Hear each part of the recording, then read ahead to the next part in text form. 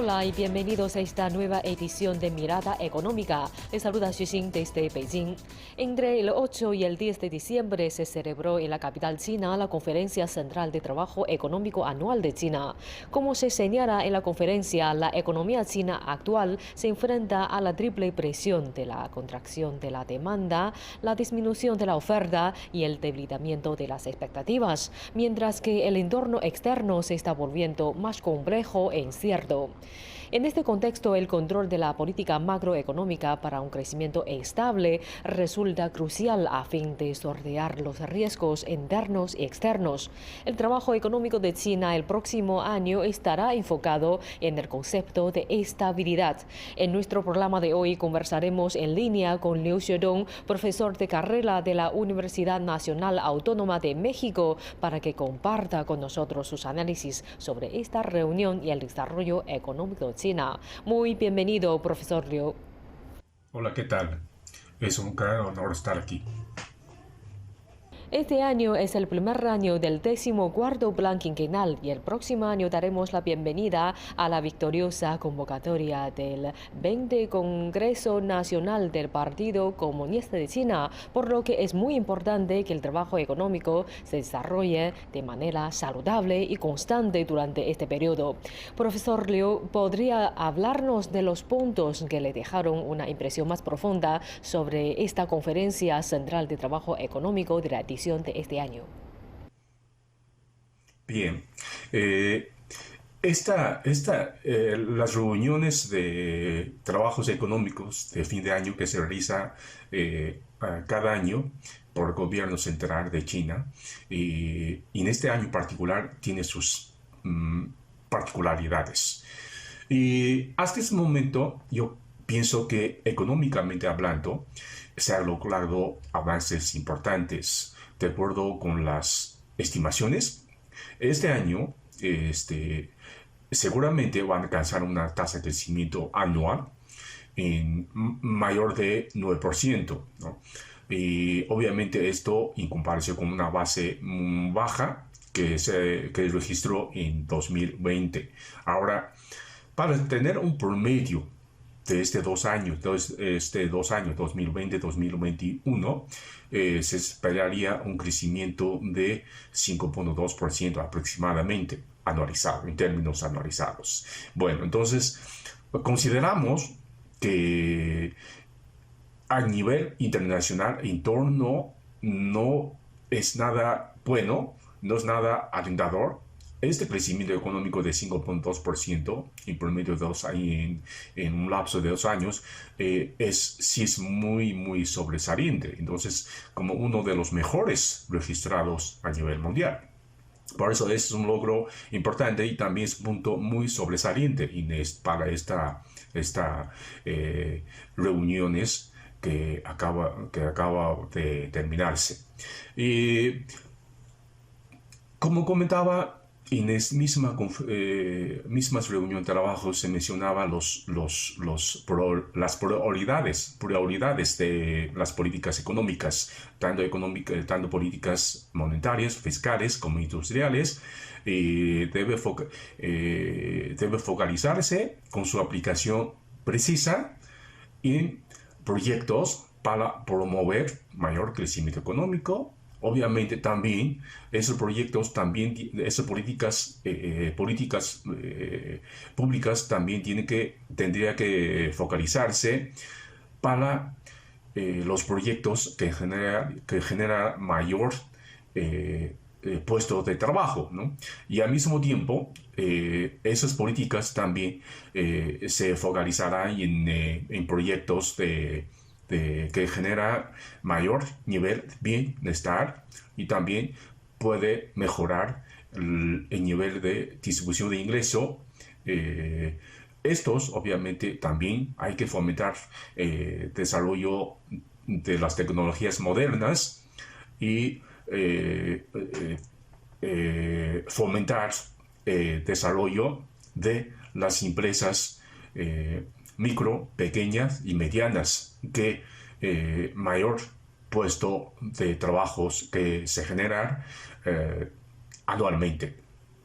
La Conferencia Central de Trabajo Económico de este año, aparte de confirmar los logros alcanzados, también analizó la situación actual.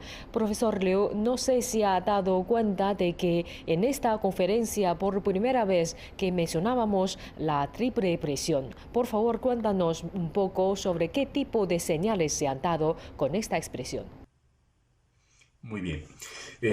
Por un lado, las autoridades chinas han reconocido los avances en materia de crecimiento económico, pero también, por otro lado, reconoce que el ambiente para lograr un mayor crecimiento económico de calidad todavía tiene varios retos en múltiples ángulos, ¿no? Concretamente, como mencionaba, que existen tres tipos de presiones relacionado con una demanda deprimida, una oferta compleja llena de cuello de botellas y escasez de materiales primas y bienes intermedios. Y obviamente esto generaría presiones inflacionarias y una tercera impresión viene una perspectiva de crecimiento económico poco alentador.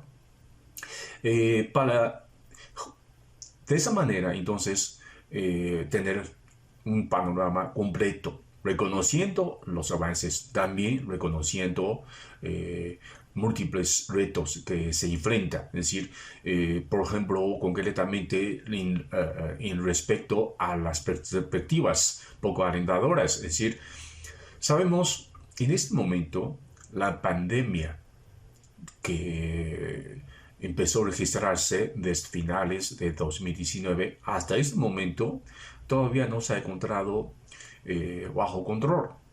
Es decir, desde su inicio hasta este momento ya ha surgido varias variantes del mismo virus. Es decir, desde su versión alfa, beta, hasta las más recientes delta y omicron.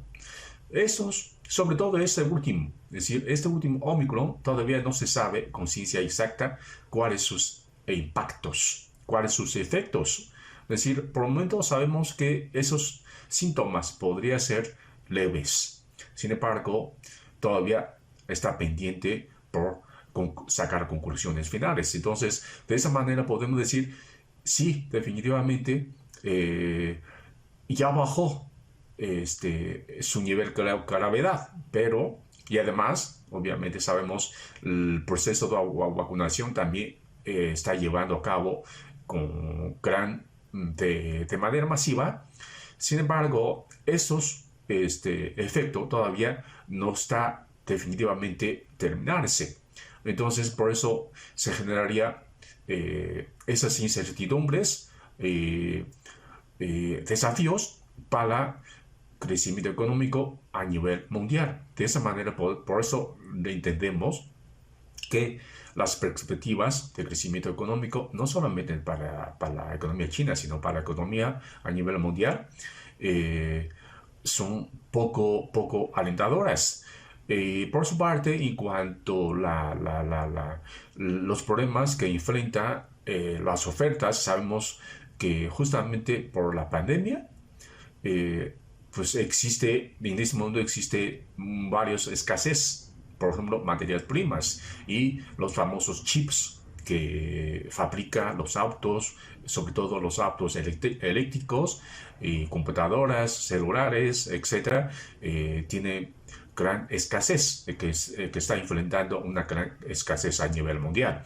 Entonces, justamente por esa escasez de esos insumos claves y también junto con el alza de precios de materias primas, por ejemplo, petróleo, mineral de acero, etc. Entonces, hace propiciaría cuellos de botellas en el proceso de cadena de valores de producción a nivel mundial. Entonces, estos cuellos botellas, pues propiciaría, obviamente, pues sabemos que ya lo vimos, ya estamos observando que está generando eh, eh, problemas por el lado de oferta.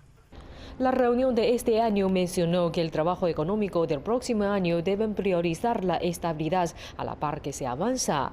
Profesor Liu, ¿por qué tenemos que priorizar la estabilidad en 2022? En esta frase, ¿a qué se refiere con la estabilidad?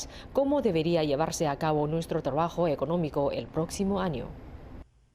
Bien, cuando hablamos un crecimiento económico, priorizando la estabilidad, eh, bueno, eso sí, ese término tiene muchos significados. Es decir, para entender esta frase, es decir, crecimiento con estabilidad como prioridad, debemos entender esta prioridad, es decir, un crecimiento con estabilidad, es que normalmente, cuando a nivel macro existe varios indicadores para medir esta estabilidad. Sobre todo los indicadores macroeconómicos, por ejemplo, inflación, tipo de cambio y crecimiento económico hasta, obviamente, generación de empleos. Es decir, en primer lugar, cuando hablamos estabilidad de precios, concretamente se refiere la inflación, normalmente mide por índice de precios a consumidor. Ese indicador, su estabilidad, quiere decir ese precio o la variación de precios eh, debe mantenerse un nivel relativamente bajo, y cada país obviamente tiene sus rangos de ese nivel de precios. Es decir, por ejemplo, puede ser de 2%, 3%, alrededor de 2 o 3%, y, y además ese nivel de precios bajo control dentro de esos límites establecidos por el Banco Central. Esto justamente se refiere a estabilidad de precios. Cuando hablamos de estabilidad tipo de cambio, quiere decir la moneda local no debe sujetar vaivenes altibajos importantes y mantener en su nivel de tipo de cambio, o sea, un tipo de cambio relativamente estable con otras divisas. Finalmente, cuando hablamos de estabilidad de crecimiento económico, eso se refiere a una tasa de crecimiento relativamente estable, año tras año, de esa manera que no sufra altibajos importantes, y obviamente esos altibajos o esas fluctuaciones significativas implicaría pérdida de trabajo, pérdida de ingreso, y afectaría obviamente también la distribución de ingreso, ¿no? La reunión propuso que las políticas fiscales proactivas deberían mejorar la eficiencia y prestar más atención a la precisión y la sostenibilidad. ¿Cómo la entiende usted? Muy bien. Como comentábamos, debido a los efectos generados por la propagación de pandemia, eh, las cadenas de valores que en este momento enfrentan, pues, con frecuencia escasez de materias primas o bienes intermedios para lograr su desarrollo estable, sostenido de la producción. Como mencionábamos, con la escasez de chips para la fabricación de autos, sobre todo autos eléctricos, ¿no? Y obviamente, justamente debemos cuidar las políticas fiscales. Es decir, los recursos fiscales vienen de pago de impuestos de los trabajadores, de las empresas, tienen sus límites, ¿no? No son recursos ilimitados. Por eso su asignación debe tener una focalización, debe tener una precisión justamente para apoyar los sectores o procesos o encadenamientos que tiene cuello de botellas. Y también para otros sectores económicos, por ejemplo, micro, pequeño, medianas empresas, eh, son generadores importantes o fuentes importantes en la generación de empleos. Entonces, justamente para apoyar ese tipo de producciones, ese tipo de actividades económicas, puede lograr beneficios importantes, es decir, no solamente para incentivar mayor crecimiento económico, sino también para incentivar mayor creación de puestos de empleos. Y obviamente hay otros sectores todavía, también debería ser prioridad, también debe ser punto de focalización. Son los sectores o regiones que son claves para el combate a la pobreza.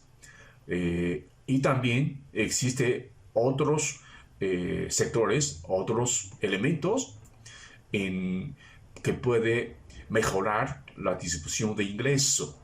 Es decir, la distribución de ingreso, no solamente hablamos la distribución de ingreso entre distintos segmentos de población, sino también la distribución de ingreso entre diferentes regiones del país y también entre distintos sectores de las actividades económicas. De esa manera, a través de las políticas fiscales con precisión y focalizada, podría mejorar esos aspectos, es decir, mayor crecimiento económico, mayor generación de empleos y también genera efectos positivos e importantes para combatir la pobreza, para mejorar la distribución de ingreso. La reunión también mencionó que deben adoptar un enfoque moderadamente proactivo para impulsar la inversión en infraestructura. Profesor Liu, ¿por qué necesitamos impulsar la inversión en infraestructura con un enfoque moderadamente proactivo? ¿Podría explicarnos un poco? Bien, en cuanto a la construcción, obviamente, y su mantenimiento de las infraestructuras, debemos entender que en este gran país existen múltiples contrastes. Es decir, por ejemplo, regionalmente hablando, desde toda la zona de costera y de oriente, relativamente su nivel de crecimiento económico y desarrollo social, sabemos en este momento se encuentra un nivel relativamente más avanzado en relación con las zonas occidentales de este país. Entonces, por un lado, es decir, esas zonas costeras y orientes, obviamente la infraestructura se requiere modernizarse y construirse a partir de lograr facilitar la aplicación de las tecnologías modernas, tales como las tecnologías de puntas de informática y comunicaciones. Por ejemplo, la construcción de la infraestructura para facilitar aplicación de las tecnologías de informática de quinta generación, la famosa 5G. Y también otras tecnologías para construir ciudades inteligentes. Sin embargo, para las zonas occidente a interior del país, varias zonas, de hecho, como comentábamos, varias zonas todavía apenas está erradicando la pobreza absoluta y todavía está pendiente por consolidarse. Entonces, en esas zonas, es decir, las zonas interior del país occidentales, se requiere otro tipo de infraestructuras, por ejemplo, la red de carreteras y comunicaciones, ¿no? Entonces, en esas zonas, esas redes de carreteras y comunicaciones, su construcción es importante para que los productos locales se puedan comercializarse y interconectarse con el mercado tanto nacionales como a nivel internacionales. De esa manera, esas zonas no solamente para erradicar la pobreza absoluta, sino también que ese nivel que estamos viendo ahorita puede consolidarse.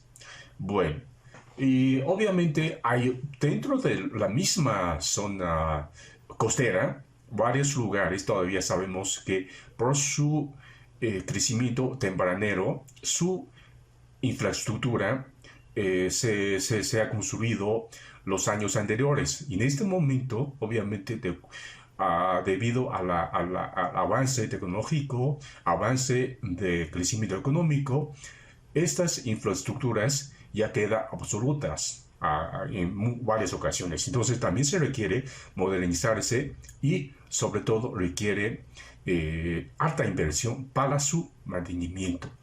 Bueno, entonces por eso entendemos esta situación tan compleja que prevalece en China en cuanto a la construcción de infraestructura.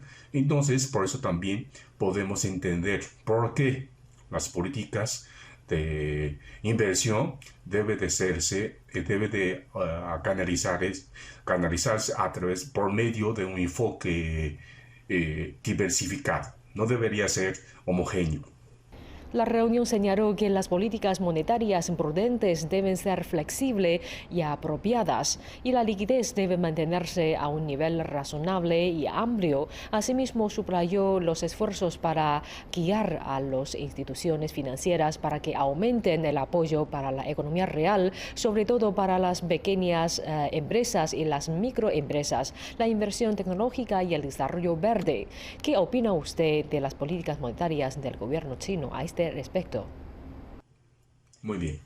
En cuanto a las políticas monetarias, debemos entender que en este momento la inflación en China se encuentra en un nivel relativamente baja, menor de 1% en términos anualizados. Esto forma un contraste importante con el resto del mundo. Es decir, en este momento varios países, de hecho, están enfrentando presiones inflacionarias importantes. Esas presiones inflacionarias en varios países quizá se encuentran a un nivel que no se ha visto desde hace 20, incluso hasta hace 30 años. Entonces, esta situación que las autoridades monetarias chinas que enfrentan la inflación bajo control en un nivel relativamente bajo, obviamente les deja, les permite tener un espacio importante para maniobrar las políticas monetarias, es decir, tienen espacio para ajustar sus políticas monetarias, sea de ajustar la tasa de interés, o sea, de ajustar el monto de las reservas para los bancos que recibe los ahorros de los habitantes. Y justamente por eso, esos espacio grande de ajustar las medidas políticas monetarias le permite al Banco Central podría usar esas medidas para incentivar el crecimiento económico, como comentaba ustedes, que esas políticas monetarias pueden guiar a las instituciones financieras para que aumente el apoyo para la economía real, sobre todo para las pequeñas, medianas y microempresas.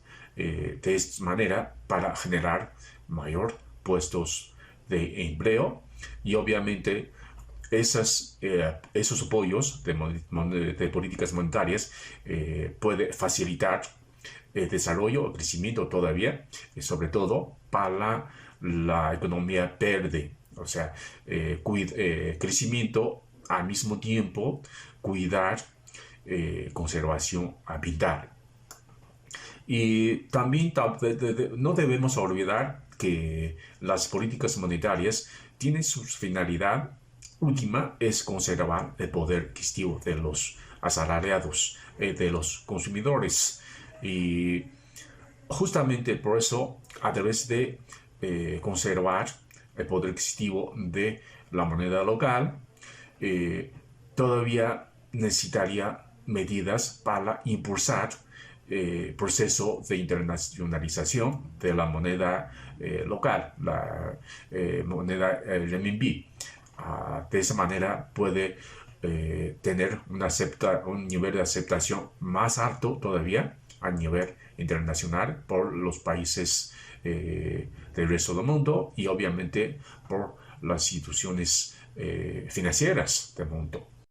Las políticas de seguridad social consisten en mantener fuertemente la base del sustento del pueblo. El tema más importante del sustento del pueblo es el tema del empleo, creo que. Entonces, en esta reunión mencionó por primera vez el empleo flexible. ¿Qué tipo de información dio a conocer, profesor Liu? ¿Podría explicarnos un poco? Ahora, cuando hablamos de empleo flexible, entonces podemos entender ese fenómeno desde varios ángulos.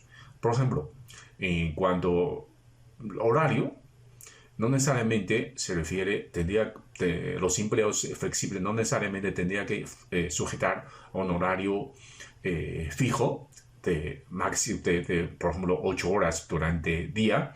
Puede ser pues de 2 horas o 3 horas o pues 4 horas, ¿no? Entonces eso justamente se refiere horario flexible, la flexibilidad de horarios. Por eso entendemos es un empleo flexible. Y por otro lado, también sabemos cuando hablamos de empleo se refiere a una jornada de 5 días por semana. Entonces, nuevamente, cuando hablamos de empleo flexible, no necesariamente tiene que ser 5 días por semana. Puede ser 2 días o 3 días. Entonces, eso justamente cuando hablamos de la flexibilidad de empleo desde un ángulo de jornada de trabajo, es decir, un horario de trabajo, ¿no? Ahora bien, otra forma de entender empleo flexible se refiere cuando lleva a cabo el trabajo no necesariamente tiene que sujetar un lugar fijo, un establecimiento fijo o una oficina fija. Entonces, esto puede llevarse a cabo sin estar sujetando un establecimiento fijo. Por ejemplo, puede realizar las ventas de artículos por catálogo. Entonces, esos puestos de trabajos no necesariamente tienen que sujetar un establecimiento fijo. Puede vender los artículos de catálogo, hacer de un lado a otro. Y ahora, otro fenómeno importante, reciente, es decir, justamente derivado de la propagación de la pandemia, muchos trabajos se pueden realizarse por línea, es decir, de manera virtual. De esa manera ya no necesariamente los trabajos que se realice sujetando de manera presencial. Por ejemplo, los trabajos que realizan las escuelas. Está realizando, de hecho, en muchas ocasiones a través de plataformas digitales. Y pues eso justamente esa es otra forma de decir el trabajo puede llevarse a cabo de manera flexible. Muchas gracias, profesor Liu, por sus comentarios y por haber estado con nosotros. Gracias, nos vemos. Gracias por sintonizarnos durante esta media hora y les invitamos a continuar disfrutando de nuestra programación.